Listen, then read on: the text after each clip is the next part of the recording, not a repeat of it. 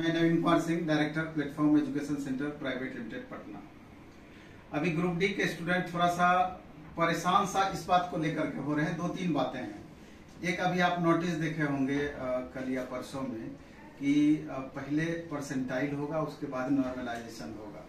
तो इसको लेकर के बिल्कुल भी परेशान नहीं होना है, क्योंकि अगर आप डिजर्व करते हैं, अगर आपने मेहनत किया है, आपका रिजल्ट होगा। क्योंकि जो भी रूल इसमें अप्लाई होगी वो सबके लिए होगी। अच्छा एग्जाम, अब बहुत बच्चे कहते थे कि क्वेश्चन बहुत हार्ड पूछा। ऐसा नहीं है कि किसी खास बच्चे के लिए हार्ड पूछा, वो सभी के लिए हार्ड पूछा है या सभी के लिए आसान रहता है, यही होता है। तो इन सब बातों से कोई फर्क नहीं पड़ना है। हाँ, ये जरूर बातें हैं, अभी जितना जैसा भी आप परफॉर्मेंस दिए हैं उसमें बच्चों का ये हमेशा कहना होता है कि हम फिजिकल की तैयारी सर स्टार्ट करें या नहीं करें। और ये भी बात आप मान लीजिए कि फिजिकल की तैयारी स्टार्ट करें या नहीं करें, स्टार्ट करते हैं तो उसमें बुराई क्या है। लेकिन एक मन में सवाल जरूर उपजता है कि सर हम सेफ जोन में हैं या नहीं, हमको फिजिकल की तैयारी सीरियसली अभी से लगना चाहिए या नहीं। अब एक बात आप समझ लें, संजोग से पहले आपको इनसे हम एक इंट्रो करा देते हैं। मार्कोस फिजिकल एकेडमी अभी गांधी मैदान में चलता है।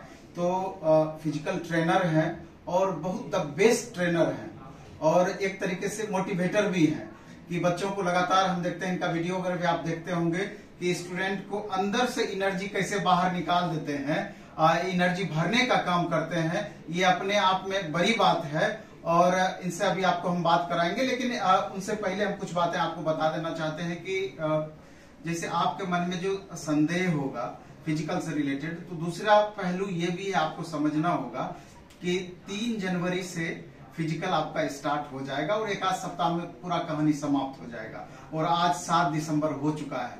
आप देख लीजिए आपके पास कितना समय बचा हुआ है, अभी रिजल्ट नहीं आया है। तो आप रिजल्ट, सबसे पहला प्रश्न तो यही होगा कि रिजल्ट सर कब तक दे देगा। जो ही रिजल्ट आपका नहीं दिया है, 1 दिन 2 दिन 4 दिन, कभी भी 1 सप्ताह के पहले या 2-3 दिन के अंदर कभी भी आपका रिजल्ट दे सकता है। और रिजल्ट देने के तुरंत बाद आपका डेट ही आ जाएगा कि आपका किस दिन फिजिकल पढ़ना है। इसलिए अगर एक तरीके से माने तो मैक्सिमम 20 दिन का समय आपके पास बचा हुआ है। तो पहले हम थोड़ा सा इस बात पे चर्चा कर लें। इनका भी कहना था कि सर एक बार आप कट ऑफ पर जरूर चर्चा कर दें, जिससे कि कुछ बच्चे जो कंफ्यूज्ड हैं उनको थोड़ा सा प्रोत्साहन मिल जाए। तो हम ये कहना चाहते हैं कि जिस तरीके से आप देख रहे हैं कि अलग अलग जोन से भर्तियां आई थी आरआरसी ग्रुप डी की, और सब जगह नंबर ऑफ वैकेंसीज अलग अलग था और अलग अलग नंबर ऑफ स्टूडेंट भी फॉर्म भरने वालों की संख्या भी अलग अलग थी। तो कट ऑफ इन्हीं सब बातों से प्रभावित होता है कि कंपटीशन लेवल कहाँ ज्यादा है या कहाँ कम है। इसलिए अगर हम कह दें कि जनरल कैटेगरी के कट ऑफ 60 ही जाएगा, ये जरूरी नहीं है कि सारे जोन के लिए 60 अप्लाई होगा।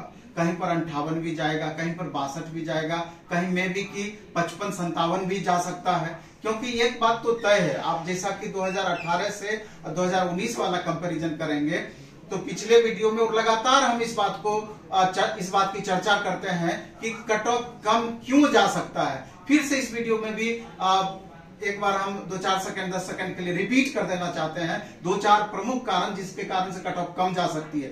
सबसे पहले 2018 की तुलना में आप देखेंगे उस समय लगभग 63,000 के करीब, 62,000 समथिंग 63,000 के करीब वैकेंसी थी, और इस बार 1,03,000 वैकेंसी है। तो लगभग 2 गुना से थोड़ा सा ही कम आपका वैकेंसी है, मतलब कि लगभग 2 गुना के बराबर वैकेंसी है, उससे थोड़ा सा कम है। दूसरा सबसे बड़ा कंपैरिजन है कि सीधे सीधे क्वेश्चन के लेवल पर अगर हम जाते हैं तो उस समय जो क्वेश्चन का लेवल था वो इजी टू मॉडरेट था, और इस बार क्वेश्चन का लेवल मॉडरेट टू टफ आपका रहा है। मैथ रीजनिंग थोड़ा सा राहत भी दिया है ग्रुप डी में बनिस्बत एनटीपीसी का, लेकिन सबसे ज्यादा साइंस आपको परेशान किया। तो ओवरऑल मॉडरेट टू हाई आपका क्वेश्चन का लेवल रहा है। तीसरा सबसे बड़ा रीजन है कि उस समय 1,89,00,000 एप्लीकेंट थे, जबकि इस बार 1,15,00,000 एप्लीकेंट हैं, और उस बार लगभग आपका 65% बच्चों की उपस्थिति थी, और इस बार 50% के लगभग उपस्थिति है। किसी में आरटीआई के द्वारा जो बच्चे मंगवाए थे वहां पर आप 38 से 40%, 42% उपस्थिति रहा है। तो इन सारी बातों को अगर आप देखेंगे तो आपको पता चलेगा कि कितने सारे कारण हैं जो कि कट ऑफ को कम कर सकते हैं। उसमें भी पिछले बार शुद्ध रूप से आपका नॉर्मलाइजेशन था और इस बार परसेंटाइल विथ नॉर्मलाइजेशन दिया है कि इसका एक अलग फार्मूला होगा, उसके बनस्पत कम आपको अंतर दिखेगा वेरिएशन में। तो इन सभी कारणों को अगर एक जगह आप कलेक्ट करेंगे तो पता चलेगा कि बहुत ही बड़ा फर्क इस बार पड़ सकता है। इसलिए अगर कैटेगरी के स्टूडेंट हैं, कैटेगरी मतलब हुआ कि अगर SC ST कैटेगरी की बात करें तो वहां तो 50 के आसपास 48 से लेकर 52 वाले बच्चों का भी रिजल्ट होगा। हो सकता है कुछ बोर्ड में उससे थोड़ा सा कम भी देखने को मिल जाए। और अगर आप OBC EWS हैं तो 52 से लेकर के 56-57 तक रेंज मान सकते हैं। और अगर आप जनरल कैटेगरी हैं तो 58 से 62 के बीच का रेंज मान सकते हैं नॉर्मल वे में। और इसी में अगर नॉर्मलाइजेशन होगा, परसेंटाइल निकलेगा, उसके बाद परसेंटाइल विथ नॉर्मलाइजेशन करेगा, थोड़ा बहुत उथल पुथल होगा तो वो सबके लिए होगा। तो अगर इन सारी क्राइटेरिया को फुलफिल आप करते हैं या इस रेंज में अगर आप आ पाते हैं तो आपको फिजिकल की तैयारी 100% स्टार्ट कर देनी चाहिए, क्योंकि आपके पास बिल्कुल भी समय नहीं है। तो हम इनसे इन ट्रेनर साहब से हम कुछ सवाल आपके हित में करेंगे कि सबसे पहला सवाल होगा कि लगभग 20 दिन का समय स्टूडेंट को मिलना है और इसमें दो तरह के बच्चे हैं। एक तो वैसे स्टूडेंट हैं जो कि आर्थिक रूप से थोड़ा सा सक्षम दूसरे बच्चों के बनस्पत होंगे और यहाँ आकर के वो 20 दिन में अच्छे ट्रेनर से ट्रेनिंग अपना करना चाहेंगे, अपना इनहेंसमेंट करना चाहेंगे या 100% कैसे वो फिजिकल पास कर जाए, वो इसके लिए यहाँ पटना पहुंचेंगे। लेकिन वैसे बच्चों की संख्या भी बहुत अधिक होगी जो कि घर पर रह करके अर्थ के अभाव में आपके पास या पटना नहीं पहुंच सकते हैं। उन बच्चों के लिए आपका किस तरीके का सजेशन रहेगा कि वो भी घर बैठे 100% क्वालिफाई कर पाए। तो इनका आप थोड़ा सा डिटेल में बताएंगे जिससे कि कोई कंफ्यूजन बच्चों को नहीं रह जाए। जी दोनों परिप्रेक्ष्य में। सबसे पहले जय हिंद सभी को, जो भी अभ्यर्थी जुड़े हैं YouTube चैनल के माध्यम से। और आप सभी के लिए बहुत बहुत इंपॉर्टेंट है ये वीडियो, क्योंकि जो लड़के घर से तैयारी कर रहे हैं, सबसे पहले मैं यहाँ से शुरुआत करना चाहूंगा। जो लड़के अपने घर से यानी गांव से तैयारी कर रहे हैं और हमारे पास नहीं आ सकते हैं, तो उनके लिए बहुत बेस्ट टिप्स है आपके पास। मैं आपको जो बताने वाला हूं इस वीडियो में, आप ध्यान से बस सुने। बिल्कुल पेशेंस बनाए रखना है। आप अगर 20 से 25 दिन में दौड़ पास करना चाहते हैं तो बहुत आसानी से पास कर जाएंगे। बिल्कुल आपको टेंशन लेने की जरूरत नहीं है। जो भी अभ्यर्थी हैं, दिमाग से पहले प्रेशर नहीं लेना है। बिल्कुल आप एक कलम और एक कॉपी उठा के प्लानिंग आप तैयार करिए और आप दिमाग से मेहनत करना स्टार्ट करिए। दौड़ का परिभाषा है जहां से दौड़ की शुरुआत हो, जहां से आप थकते हो वहीं से दौड़ की शुरुआत होती है। तो आप धीरे धीरे प्रैक्टिस स्टार्ट करें। Always start from slow. आप स्लो और हमेशा रनिंग स्टार्ट किया जाता है, आप ऑलवेज स्लो रनिंग स्टार्ट करेंगे। 5-6 दिन के बाद खुद ब खुद आपका पैर खुलना शुरू हो जाएगा। और साथियों, एक आपसे वादा मैं किया था और हमेशा करता हूं कि आप हमारी वीडियो को देखना और उस एक्सरसाइज को बस आप फॉलो करो। कुछ नहीं करना है। ये अगले 20 दिन का जो एक्सरसाइज आपको दे रहा हूं, आप अगर दौड़ बनाना है तो पुशअप्स आप लगाएं, सिटअप्स लगाएं ताकि पेट अंदर जाएगा। पुशअप से आपकी ब्रीदिंग बंद होगी। ये रामबाण है आपके लिए। और ज्यादा एक्शन वाला एक्सरसाइज करने की जरूरत नहीं है।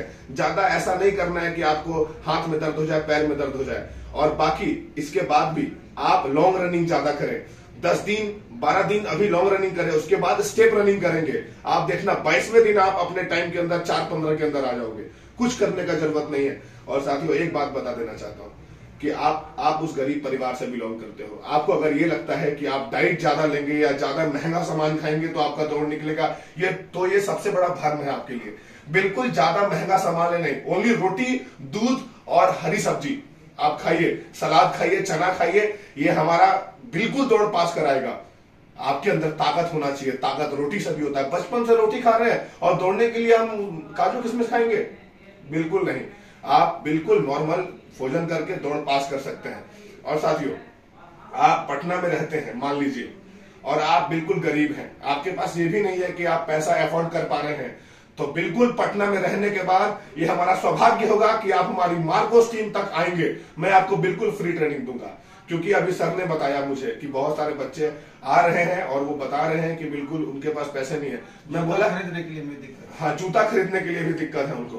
तो हमने और सर ने ये डिस्कशन किया है कि बिल्कुल गांधी मैदान में जूता नहीं है भाई, आप आइए, हम आपके बड़े भाई हैं। हम किस लिए पटना में हैं जब आप फिजिकल में छट जाओगे? हम किस लिए यहाँ बड़े बन के बैठे हैं, बड़ा भाई बन के बैठे हैं जब आप दौड़ पास नहीं करोगे? उस माँ बाप पे क्या बीतेगा उस दिन, आपको पता है? जिस दिन आप फिजिकल में बाहर होके आओगे।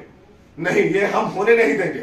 आपको हर संभव हर चीज बताया जाएगा। ये गांव वालों के लिए मैंने आपको बता दिया कि गांव में आप इस तरीके से तैयारी करिए। लेकिन आप अगर पटना में रहते हैं और फिजिकल एकेडमी ज्वाइन किए हैं या हमारे यहाँ ही दौड़ रहे हैं, तो आपको पता होगा कि जो हमारे यहाँ दौड़ रहे हैं 25 दिन पहले आए थे, उनका दौड़ बन गया। अब नए अभ्यर्थियों के लिए बिल्कुल एक सेटअप तैयार किया गया है, एक प्लानिंग तैयार किया गया है। उस प्लानिंग के तहत ही आपको दौड़ाया जाएगा, ना उससे बाहर ना उससे अंदर।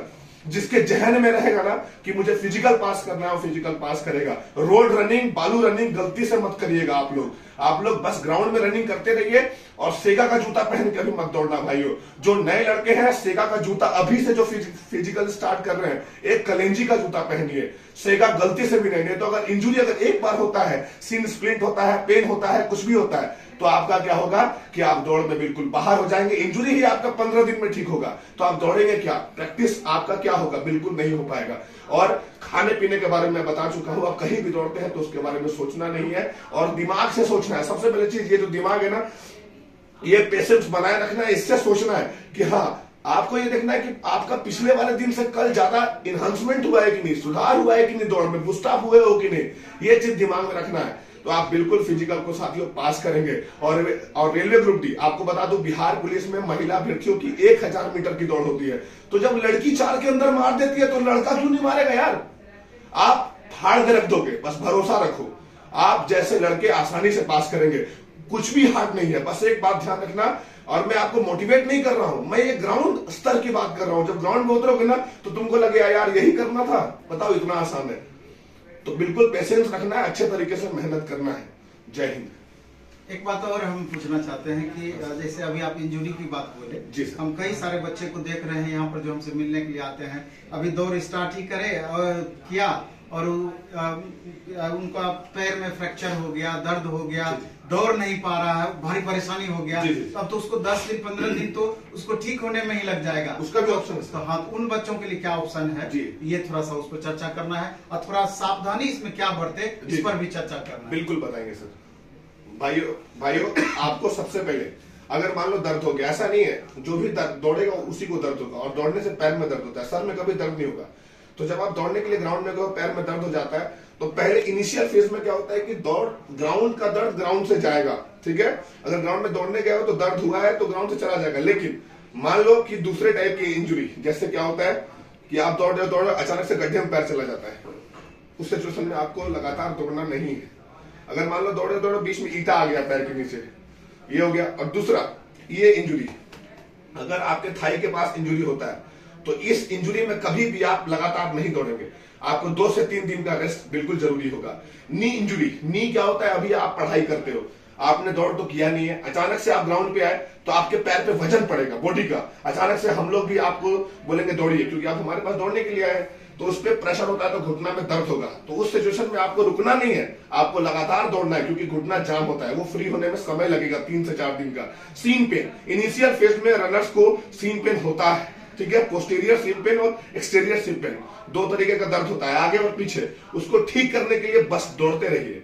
अब साथियों, अब रेस्ट कब करना होता है, मान लो कि आपका यहाँ का दर्द, नी का दर्द है, ठीक है, नी का पेन है, और वो क्या हो रहा है कि लगातार ज्यादा बढ़ रहा है, तो आपको सिचुएशन में 3 से 4 दिन रेस्ट करिए, आपका बिल्कुल ठीक हो जाएगा।